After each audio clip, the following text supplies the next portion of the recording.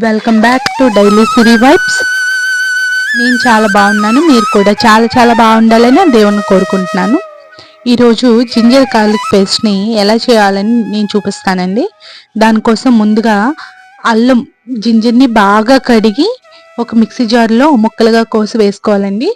అందులో వెల్లుల్లిపాయల్ని ఇలా వీడియోలో చూపిస్తున్నట్టుగా ఇలా ఒలిచి మనం మిక్సీ జార్లో వేసేసేయాలండి. వీటన్నిటిని మనం మిక్సీ చేసి స్టోర్ చేసుకుంటే 6 to 1 year వరకు అవి స్టోర్ ఉంటుందండి. అలానే నేనైతే ఒక 1 monthకి 1 month 2 months వరకు ఇది వచ్చేస్తుందండి. ఇది నేను స్టోర్ చేసుకుంటాను.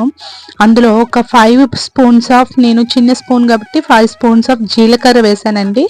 ఎందుకంటే నేను జీరా పొడిని మళ్ళీ సపరేట్గా అల్లం వెల్లుల్లి పేస్ట్ని సపరేట్గా వేయను, అందులోనే జీలకర్ర వేసేసి డైరెక్ట్గా వేసేస్తానండి. ఈ జీలకర్ర వేసిన తర్వాత మనం క్రిస్టల్ సాల్ట్ వేసుకోవాలండి. ఒక 1.5 spoons వేసుకోవాలండి. దాన్ని క్రిస్టల్ సాల్ట్ నార్మల్గా కల్లుప్పు దొరుకుతుంది కదండి, అదైనా పర్వాలేదు. నేనైతే పింక్ క్రిస్టల్ సాల్ట్ యూస్ చేస్తాను.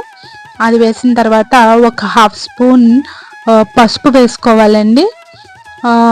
సో దట్ అది ఒక 6 to 1 year మనం స్టోర్ చేసుకుంటాం కాబట్టి ఫ్రిడ్జ్లో పెట్టాలి. ఇది ఏమి పాడవకుండా ఉంటుందండి. ఇలా మనం అన్నీ వేసిన తర్వాత వీటిలో కొంచెం వాటర్ వేయాలండి. అది మనం మిక్సీ చేసేటప్పుడు కొంచెం కొంచెంగా వేయాలండి, ఒకేసారి ఎక్కువ వేయకుండా కొంచెం కొంచెం వేసి మనం ఆఫ్ చేసి ఒకసారి చూసుకొని మళ్ళీ అలా పేస్ట్ చేస్తే మనకి పర్ఫెక్ట్గా పేస్ట్ అయిపోతుందండి. ఇలా పేస్ట్ అయిన దాన్ని మనం చక్కగా లోకి కానీ ఒక బాక్స్లోకి కానీ తీసి చక్కగా స్టోర్ చేసుకుంటే మనకి ఎప్పుడు కావాలంటే అల్లం వెల్లుల్లి పేస్ట్ హ్యాపీగా ఈ బాక్స్లోంచి తీసి వేసేసుకోవచ్చు. ఎక్కువగా స్ట్రైన్ అవసరం లేదు. మన కర్రీ ఈజీగా, మన కుకింగ్ అనేది చాలా ఈజీగా అయిపోతుంది ఇలాంటివి చేసి పెట్టుకోవడం వల్ల. మీరు కూడా ట్రై చేసి నాకు ఎలా వచ్చిందని కామెంట్ బాక్స్లో చెప్పండి. మీరు కూడా ట్రై చేయండి. Thanks for watching. Please like, share, subscribe my channel.